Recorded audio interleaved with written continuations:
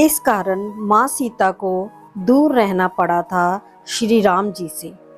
एक बार सीता जी अपनी सहेलियों के साथ जनक जी के महल के बगीचे में मनोरंजन के लिए गई।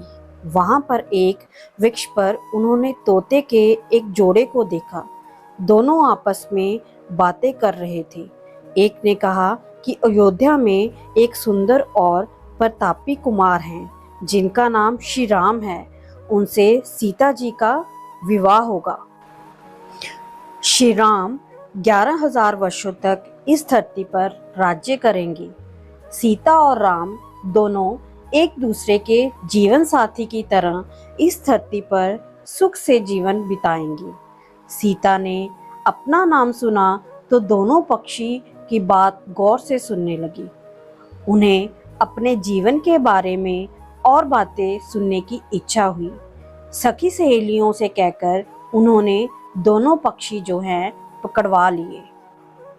सीता ने उन्हें प्यार से सहलाया और कहा, भय मत करो, तुम बड़ी अच्छी बातें करते हो। ये बताओ, ये ज्ञान तुम्हें कहाँ से मिला? मुझसे डरने की कोई जरूरत नहीं है। दोनों का डर समाप्त हुआ। वे समझ गए कि ये जो हैं स्वयं सीता जी हैं। दोनों ने बताया कि वाल्मीकि नाम के एक महर्षि हैं। वे उनके आश्रम में ही रहते हैं। वाल्मीकि जी रोज आश्रम में श्री राम और सीता जी के जीवन की चर्चा करते हैं। उन्होंने वही यह सब सुना जो अब सब जो है उनके कंठस्थ हो गया है। सीता जी ने और पूछा तो तोते ने कहा, दशरथ पुत्र श्री राम शिव का धनुष भंग करेंगे और सीता उन्हें पति के रूप में स्वीकार करेंगी। तीनों लोकों में यह अद्भुत जोड़ी बनेगी। सीता जी पूछती हैं और तोता उसका उत्तर देते जाता है। दोनों थक गए। उन्होंने सीता से कहा, यह कथा बहुत विस्तृत है, कई माह लगेंगे सुनाने में। दोनों उड़ने को तैयार हुए।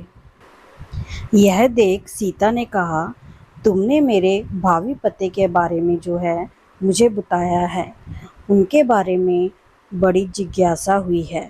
जब तक श्री राम आकर मेरा वरण नहीं करते, मेरे महल में तुम आराम से रहकर सुख भोगो।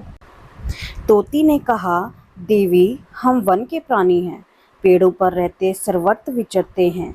मैं गर्भवती हूँ, मुझे घोंसले में जाकर अपने बच्चों को जन्म देना है। सीता जी नहीं मानी। तोते ने कहा, आप जिद ना करें, जब मेरी पत्नी बच्चों को जन्म दे देगी तो मैं स्वयं आकर शेष कथा सुनाऊंगा, अभी तो हमें जाने दें। सीता जी ने कहा, ऐसा है तो तुम चले जाओ, लेकिन तुम्हारी पत्नी यहीं रहेगी, मैं इसे कोई कष्ट न होने दूंगी।